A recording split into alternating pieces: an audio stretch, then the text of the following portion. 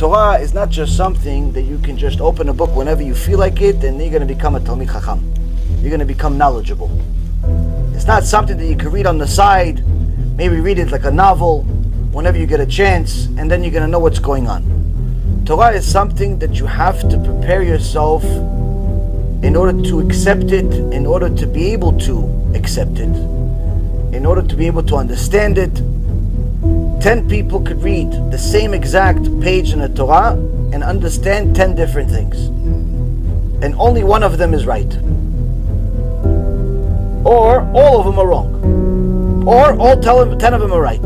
Depends who they are. Depends how they prepare themselves for it. So the Chag Shavuot is preparation to receive the Torah. Meaning that we have 7 weeks to prepare our neshamot to receive the Torah. So why don't we celebrate the actual holiday on the 51st day, which is when we got the Torah? Why do we celebrate it on the 50th day? If you're going to say it's Shavuot, then technically it should be on the 49th day, but it's not. If you're going to say it's maybe Hashem liked the 51st day, then tell me why. The reason is, Rabotai, is because HaKadosh Baruch Hu is trying to teach us, our generation, 3,300 plus years later, that the biggest part of Torah is preparing yourself. The biggest part of learning Torah is making yourself into a vessel that can accept pure Torah. There are many people that learn Torah, but few are actually able to accept the purity of it. As I was saying to you before the shiur, when I first started out learning, it was hard for me to accept supernatural stories. It's hard for me. It didn't make any sense to me. I was a very rational human being. I was used to numbers. I was used to yes and no. I was used to legal, illegal. I was used to facts. Supernatural is not facts. Supernatural is something that's beyond anything factual. It's beyond something that you could explain, rationalize, break down. It's something above and beyond.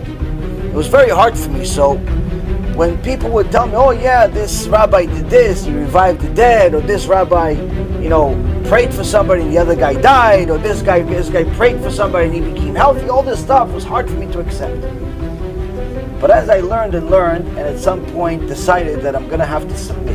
I'm going to have to put my hands up and say, Hashem, you're bigger. You're bigger than me. You understand more than me. I'm never going to be anything more than what I am. I have to accept whatever you say as if it's fact, even if I can't see it. I decide to submit. Whatever it says, I believe. It says that the rabbi revived the dead, I believe it. It says that somebody saw Eliyahu Navi 15 minutes ago, I believe it. Why? I'm not a fool. I didn't become a fool overnight. Because the more you learn Torah and the more you submit to the Torah, the more you realize that every single page in the Torah is full of miracles.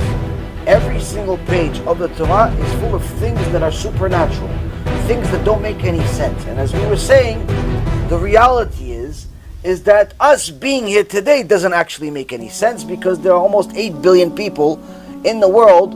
Vast majority of them hate us. To such an extent that David HaMelech wrote in Tehillim, thank you for not making us meat for their teeth to grind on. For anyone who doesn't think that we live in such a generation, you could just go on YouTube and see what they were doing in Poland just a few days ago, where they put together a sack, filled them up with a bunch of straw, wrote some words about it to symbolize a Jew, and then had the entire community hit it in public and then eventually burned it after throwing it off over a bridge. Because that's what they want to do to Jewish people. This is now. If it was legal to kill Jews anywhere in the world, people would do it. Why? Because that's what HaKadosh Baruch Hu wants you to know. You're never going to be liked by them even when they tell you I like you. You're not supposed to be liked by them. You're supposed to be different from them. Now those that are righteous among the Gentiles, you're supposed to help them get closer to HaKadosh Baruch Hu. But those that hate them, don't waste your time hating them. Why? They're just the messengers of HaKadosh Baruch Hu, to tell you and remind you you're different.